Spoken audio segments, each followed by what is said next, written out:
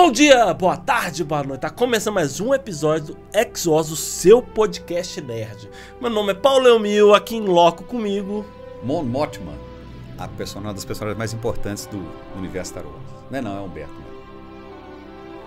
Quem é essa?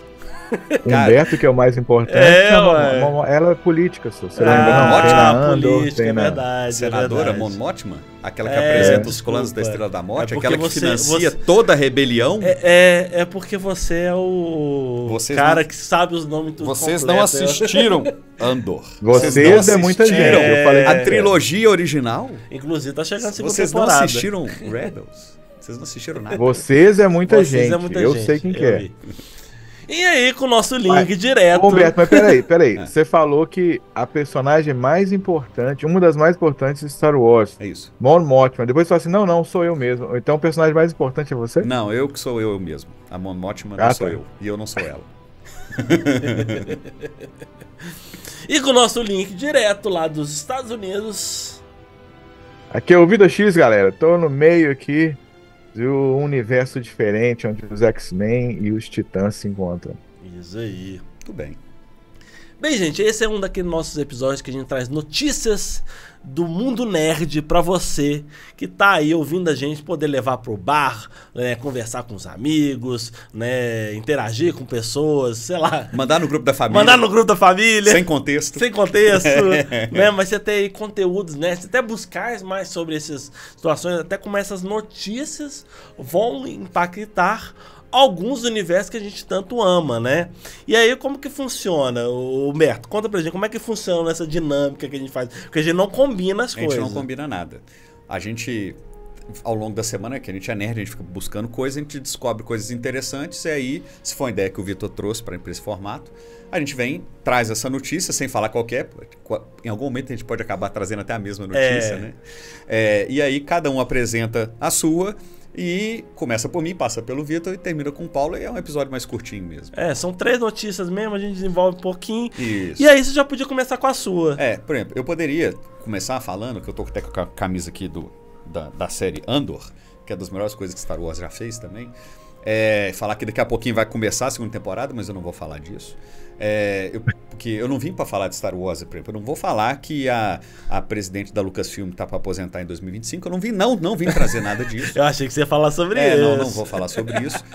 Eu vou falar sobre o Jon Favreau, que é um cara que em Star Wars ele foi responsável por Mandalorian. Eu não vou falar que ele está produzindo o filme do Mandalorian e o Grogu. Não vou falar isso, não vou falar. Vai sair em 2026, essa não é notícia. Eu vou falar, ele interpreta o personagem nos filmes da Marvel. Ele é o motorista do Homem de Ferro. É o segurança. Depois ele vira segurança, depois ele vira gerente da coisa toda, o Rap. E ele está fazendo... Rap o quê? Hugan. Rap Hugan. Ele está trabalhando agora num projeto novo, que ainda não tem data para lançamento, para trazer de volta para a Disney, né, para o universo de séries e desenhos da Disney, Oswald, The Lucky Rabbit, que foi o primeiro personagem lá da Disney, que é um coelhinho que se você olhar para ele e fala assim, pô, parece o Mickey. Foi feito lá no final da década de 20. Eles exploraram esse personagem em desenhos daquela época, né, de desenhos curtinhos, até o final da década de 20, 28. Depois eles perderam os direitos para a Universal e reaveram os direitos na década de 30. Então, e desde então é um personagem muito pouco explorado, né? O Mickey veio na sequência, porque eles perderam o Oswald, né? Saiu de um coelho para um rato, que também é um roedor. Eles são parecidos pra caramba.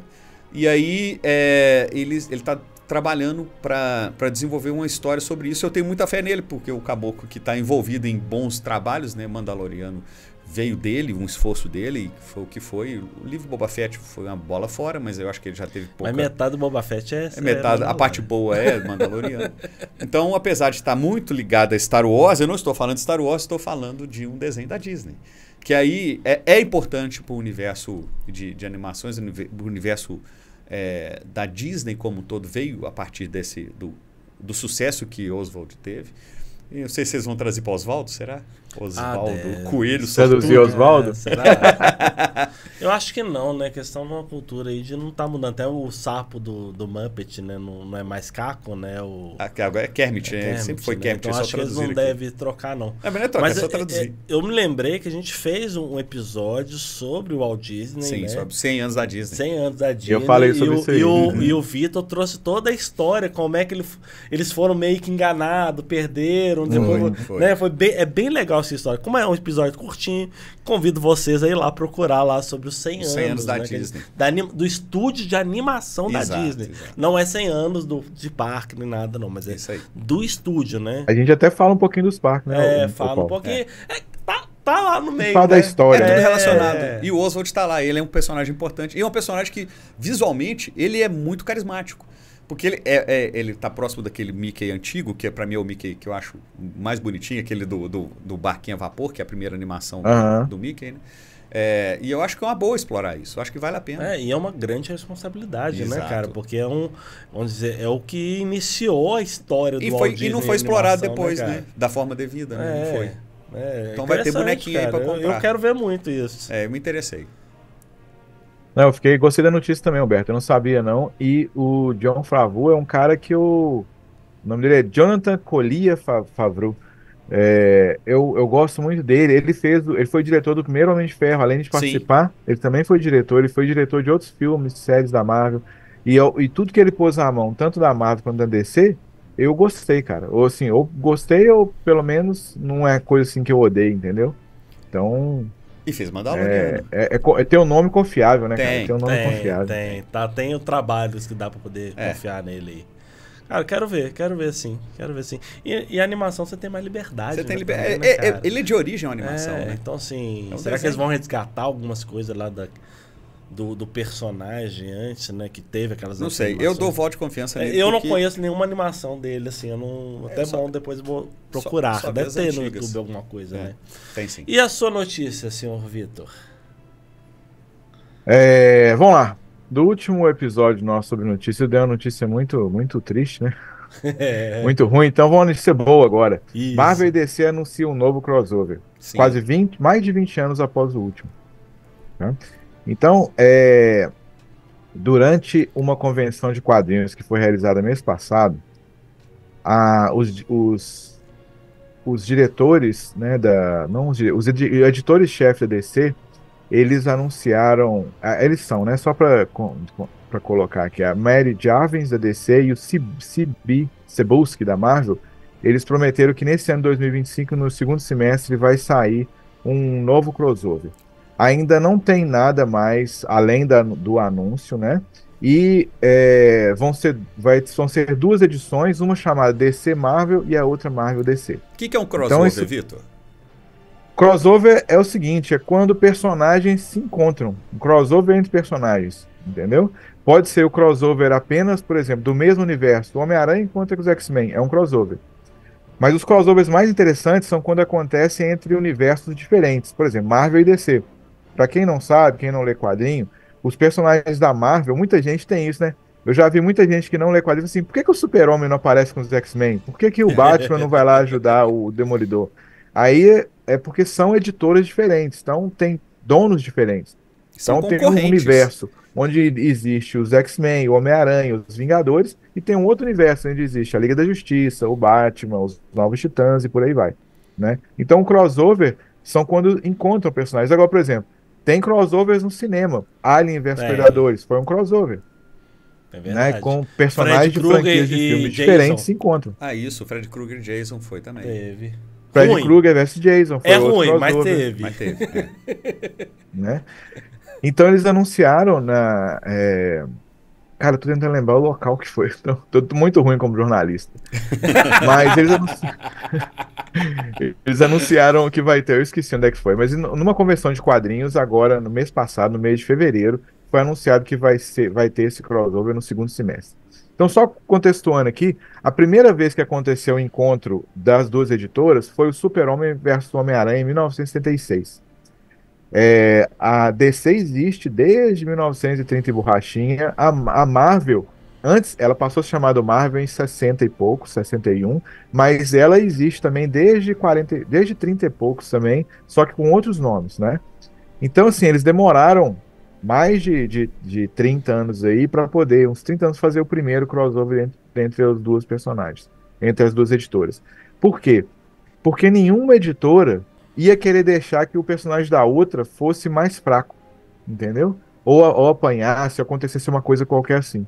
Então, as discussões para como que essas histórias iriam ser lançadas, elas eram muito grandes e às vezes inviabilizavam os projetos. Mas em 1936 aconteceu a primeira, né? Jerry Conran escreveu a história e Ross Andru desenhou, dois gigantes dos quadrinhos. Nessa história, o Homem de Aço e o Amigão da Vizinhança, eles se encontram e eles vão combater uma aliança entre Lex Luthor e Dr. Octopus. Não tem encontro de universo, viagem entre multiverso, nada disso. Eles simplesmente contam uma história como se eles não existissem no mesmo universo, no mesmo mundo. E aí eles combatem esses vilões aí.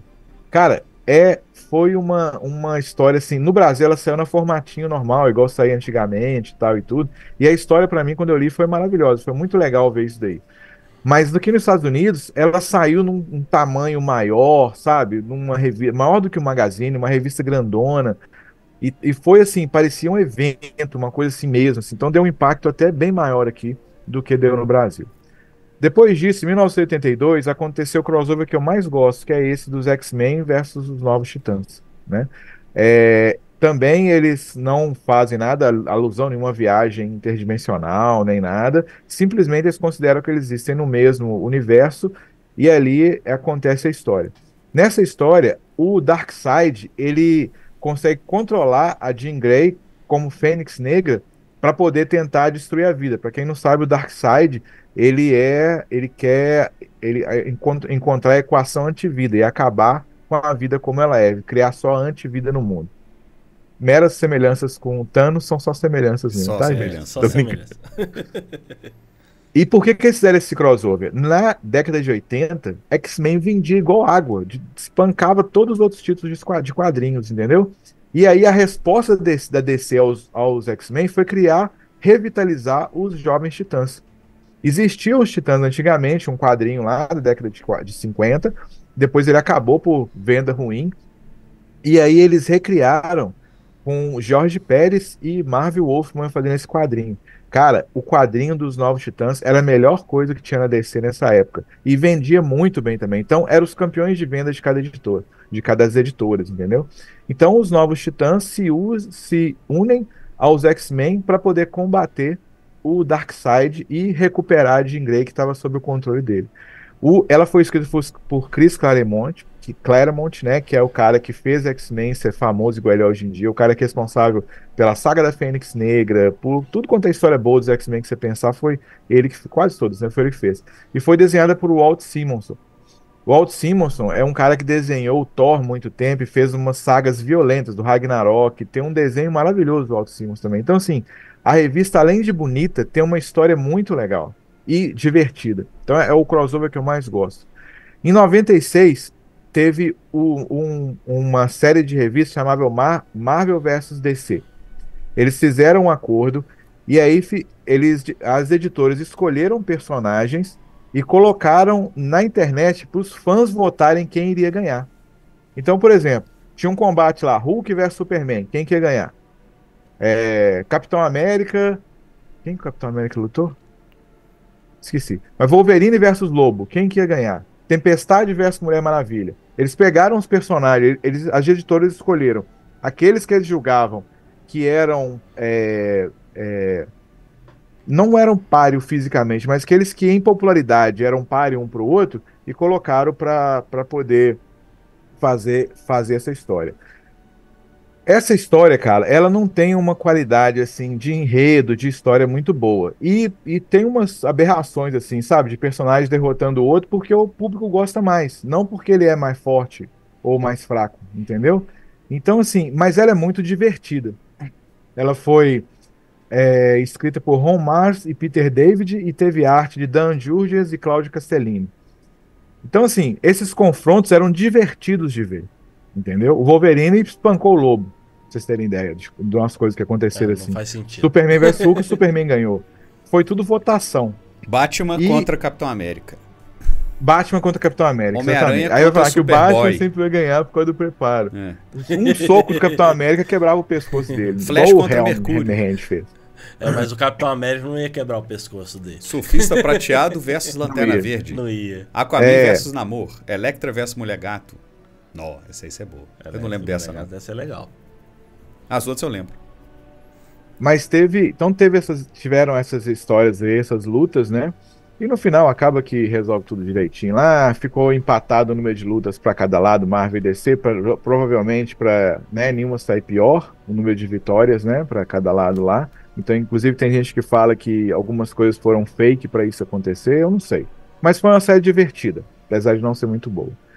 E aí, cara, essa série não foi tão boa assim, mas ela levou a um universo chamado Amálgama depois. Foi um outro projeto que teve, onde eles misturaram os personagens. Então eles pegaram, por exemplo, Batman e o Wolverine. Virou Garra Noturna.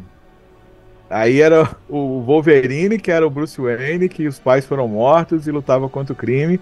E o Robin era Jubileu. O Coringa era uma mistura do Coringa com o Dente de Sabre, que era o Hiena. Eu lembro disso. É verdade. O Capitão América misturou com o Superman e virou o Super Soldier. Ele tinha um escudo, era super e tal. O Cable juntou com o Guardião e por aí vai. A Mulher Maravilha juntou com a Tempestade.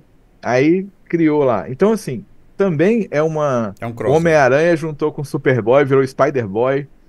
Então, assim, também não era uma história assim, que história bacana e tudo, mas era divertido, né? E era um exercício de imaginação legal de personagens misturados, amalgamados desse outro universo aí.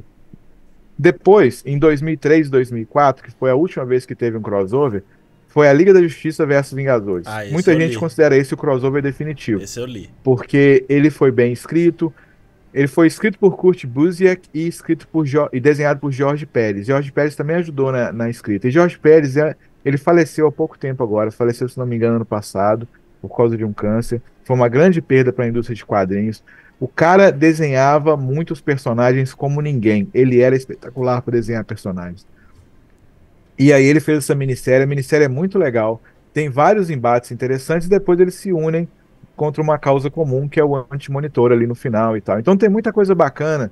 Tipo assim, o Superman conseguindo levantar o martelo do Thor, porque é merecedor. Tem muito. Primeiro eles lutam, depois eles lutam contra o inimigo comum. E essa que é muito normal nos quadrinhos, e é uma história muito boa. Então, assim, cara, eu tô muito animado pra esse crossover que vai vir agora. Espero que saia coisa boa. Apesar de serem só 2 números novos, 2 números só, eu espero bastante dessa história. E espero que vocês curtam também. E só mais uma dica, a última dica. Essa história Liga da Justiça e Vingadores, ela ficou desde a época que foi lançada sem ser reimpressa. E agora, no final do ano passado, a DC, por quê? Por causa de direitos, né? A DC e a Marvel entraram num acordo e lançaram. Então, quem quiser comprar, pode comprar de novo agora um reprint dessa obra aí, que é muito legal, que vale a pena ser lido. Legal. Mas o mais legal são os Novos Titãs contra os X-Men. Inclusive o Mutano fica dando de cima da Kitty Pryde, o Colosso fica com ciúme. Tem umas coisinhas assim bobinhas no meio, mas que faz ficar até mais legal. Legal. E é o Darkseid contra a Fênix Negra. Então é muito, muito legal. Bom, Legal. Massa. eu li esses últimos que você falou aí. Eu lembro que umas coisas legais, por exemplo, que ele mostrou que o Flash ele não consegue correr no universo da Marvel porque não tem a força de aceleração. Ele mostrava muitas coisas legais. E eu lembro que tem umas coisas assim, coisas de quadrinho, né? Que depois disso, você me corrige se estiver errado. Teve alguns encontros assim, anuais, né? Que eles reuniam, faziam tipo um coffee break entre eles. Era uma coisa Não, isso acho que você tá falando da Sociedade da Justiça e da Liga da Justiça. Não, e essa foi a última foi- vez que teve crossover de qualquer personagem da Marvel.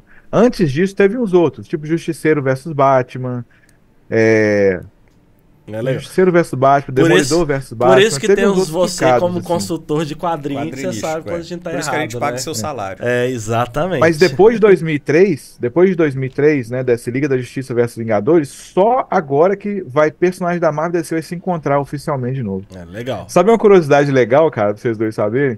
na década de 60, eu acho, ou 70, não sei, no Brasil, eles, além de imprimir as revistas americanas, às vezes os caras desenhavam histórias com os personagens americanos aqui, sem pagar licença. O maior crossover registrado nas histórias de quadrinhos super-heróis é uma revista brasileira que juntou Mandrake, Fantasma, Liga da Justiça, Demolidor, com os Vingadores. Então, assim, eles juntaram personagens de tudo, um monte de editora diferente e fizeram uma mega saga, acho que em 2 edições aí, uma história assim. E é uma história, é lógico que não foi autorizado na época, né? Ainda não era selva ainda, então eles não pagaram direitos autorais. É tipo a Rússia, mas né? para quem é colecionador de quadrinho que tiver curiosidade, pode achar que o maior número de personagens de super-heróis que fizeram crossover é uma revistinha brasileira. Eu tô falando assim, tipo a Rússia, né? Pra quem não acompanha a gente, que a Rússia ela foi produzir um filme do Senhor dos Anéis sem licença. Sem nada. Sem licença, sem licença, só pra saber. Na tora. Quem vai lá pegar para receber os vai lá, amor. Na época da União Soviética, não era nem Rússia, não. Na época da União Soviética mesmo. Bem, deixa eu trazer a minha notícia aqui. Bem, a Nickelodeon e a Avatar Studio anunciaram a nova animação Avatar Seven Heavens, que é uma animação que vai celebrar os 20 anos da franquia, gente. Pra quem não sabe, Avatar desenho lá dos dobradores de terra, dobradores de ar, né? É um Avatar bom. Não é o azul, não, né? Então, assim, o que a gente sabe dessa nova série, né? Que não tem muita coisa oficialmente, tem muita coisa que o pessoal falou. Aí, Paulo, um negócio que tem traço do Oriente que eu gosto aí, ó. Não, e ela é animação, roteiro, é tudo do Ocidente. Tem traços. Só o desenho que é inspirado. É inspirado, o Avatar, né, a primeira animação, né, ela é uma grande crítica ao imperialismo japonês, né? Isso aí a gente pode depois discutir. Mas assim, o que a gente sabe dessa nova animação? Pra quem não sabe, a gente teve o Avatar, a Lenda de Aang, né, que foi a primeira, a gente tem até a série live action que adaptou o primeiro livro, que a gente fala, cada temporada é um livro, né? Que é a gente teve depois o... Água, Terra, Fogo e Ar. Depois a gente teve ali... Vai Planeta. Vai Planeta, não. Depois a gente teve ali o Avatar Korra, né? A Lenda de Korra. A Lenda de Korra, né? E a gente vai ter esse novo agora, né? Que vai chamar Avatar Seven Heavens. O que a gente sabe sobre isso, né? É uma animação 2D, será dividida... Vai ser 7 temporadas, uma em cada Heaven. Não é. Vai ser duas temporadas, né? Que vai dividir em 2 livros. Cada um vai ter 3 episódios, ou seja, 26 episódios, né? O Michael DiMartino e o Brian Conen Cisoy, não sei se estou falando, que são os criadores da Avatar Studios, né? Estão por trás de toda a produção da série, né? As protagonistas, né, vão ser 2, né? Vão ser gêmeas. A principal lá, que é uma das irmãs gêmeas, é chamada de Nisha. Que a gente ainda não sabe se a outra chama uma Nisha, a outra chama... esqueci o nome dela agora, mas assim, não se sabe ainda se elas vão dividir aquelas entidades, né, que elas vão ter os mesmos poderes, porque na Lenda de Korra a gente é apresentado ali a origem do Avatar, né, que tem a divindade Rava, que é o que dá os poderes ali, que ela meio que faz uma fusão e que dá esses poderes de Avatar, né, que cria isso, né, que é a Pave e a Nisha, né, que são as duas, lembrei agora as gêmeas, né. Essa série vai passar num mundo que foi devastado por um cataclisma que parece que vai se atribuir a algum evento que a Korra desencadeou, né? Ainda não tem essa confirmação, mas parece que é esse enredo. E as pessoas, não vai existir mais aquele o Reino do Fogo, o Reino do Ar, da Terra, não vai existir. Vai existir sim 7 locais de refúgio que eles chamam lá de paraísos, né? Que por isso tem esse Seven Heavens, né? E nessa sociedade a Korra não é uma salvadora, né? Ela é meio que a vilã, né? Então existe essa questão da perseguição dos avatares, né? E aí o que acontece? A Pave, ela vai reencontrar a Nisha, pelo que a gente sabe, né? Depois de muito tempo que elas são perdidas, cresceram separadas, né? A Nisha, ou a Pave, não sei agora, uma delas não tem uma perna, né? Aí o pessoal fala, cara, estão fazendo o negócio da lacração, né? Não é, gente. Desde o Avatar a gente tem ali uma das melhores protagonistas, que é cega. Nós temos um menino cadeirante. Nós temos um personagem ali que não tem 2 braços. Tem outra personagem lá que não tem um braço e uma perna, né? Então isso já vem parte do lore, assim, né? E a história ela vai ser muito das duas enfrentando os inimigos, tanto espirituais quanto humanos, né? No livro de Korra, a gente spoiler, né? A Korra, ela junta o mundo espiritual com o mundo real, né? Que antes, lá na criação do Avatar, ele foi separado, né? Antes existia, no começo do mundo, antes do Avatar, o primeiro Avatar, né? se unir com essa entidade, né? O mundo espiritual e humano, eles estavam juntos, né? E foi separado. E no livro de Aang, ele visita, né, o mundo espiritual. E no de Korra existe essa desunião, né? Começa a estar tudo junto, né? Novamente o mundo espiritual com o mundo humano, né? E aí a ideia é que elas vão passar por essas aventuras para salvar esses últimos refúgios também da humanidade. O que acontece? Aí o que não é oficial? As artes vazadas parece que foram vazadas de uma forma ilegal, mas não são oficiais. Então tudo que a gente vê de imagem das duas personagens aí são baseada no conceito arte que vazou, e o resto tudo que a gente tem lá é fan art. Então a gente não tem uma imagem assim oficial. A gente sabe sim, vai acontecer. A história é essa e vai ter as gêmeas, né? Não foi nenhuma arte conceitual foi liberada oficialmente, né? E também a questão da Korra ser ou não a causadora da catástrofe, a gente também não tem essa oficializada assim pela produtora. A gente sabe que ela vai estar envolvida nessa questão. Existe essa catástrofe e ela, como a última Avatar, ela tinha que ter quebrado essa linhagem, né? Aí assista a história para poder ver. Então é esse o contexto, né? Ainda não tem uma data definida ainda de lançamento, é o que a gente sabe. Mas a gente sabe que vamos ter uma nova série, né? Pegando aí o embalo da série do live action aí, que vai vir com sua segunda temporada, acho que ainda esse ano. Beleza. Legal, cara, eu sou muito fã de Avatar. O primeiro, pra mim, é redondinho, é uma das melhores animações que existe, tá? Independente de qualquer coisa. E a segunda, pra mim, a Lenda de Korra, ela cai um pouquinho de qualidade, ela não é tão boa quanto a primeira. E eu espero que a terceira seja tão boa quanto. O fato dos criadores estarem ali é bem legal. Eu espero que o Aaron Ernst esteja lá também. Esse cara foi o escritor-chefe da série Avatar. Ele que escrevia os episódios, tá? Lógico que não era só ele, mas ele era o cabeça, né? Então provavelmente ele que definia no final como é que ia ficar. E eu acho que ele tem até uma série legal que chama The Mystery of Erebus, o Príncipe Dragão. Esse cara, essa série não é tão boa quanto o Avatar, mas é legalzinha. E você vê várias ideias ali do que foi feito no Avatar. Eu gosto muito do Príncipe Dragão, eu gosto muito dele. Então eu acho ele um ótimo escritor. Espero que ele volte também, que aí vai completar lá a equipe criativa para poder fazer Avatar igual com a mesma essência que foi do primeiro. Mas boa notícia também, Paulo. Só uma coisa que eu não falei, porque a gente tem o Avatar, ele vai pelas nações, né? O Aang era um dobrador de ar, né? Ele domina depois as outras, né? A Korra era da água e ela vai ser da terra, né? E antes do Aang era um dobrador de fogo, né? O último Avatar. Isso. Então eles vão pulando assim, só essa última informação aí. Bem, é isso, gente. Espero que vocês tenham gostado desse Nerd News. Logo mais a gente vai trazer outras notícias que vão surgindo para você poder ir conversar com a sua galera, também discutir. Discute com a gente também, vai lá no nosso canal do YouTube, comenta lá sobre essas notícias, alguma coisa que a gente não falou, né, que chegou agora. Gente, saiu essa notícia agora, põe lá pra gente também. E é isso aí, galera. Até a próxima. Até a próxima, pessoal. Que a força esteja com vocês. Bom, galera, um abraço, até mais.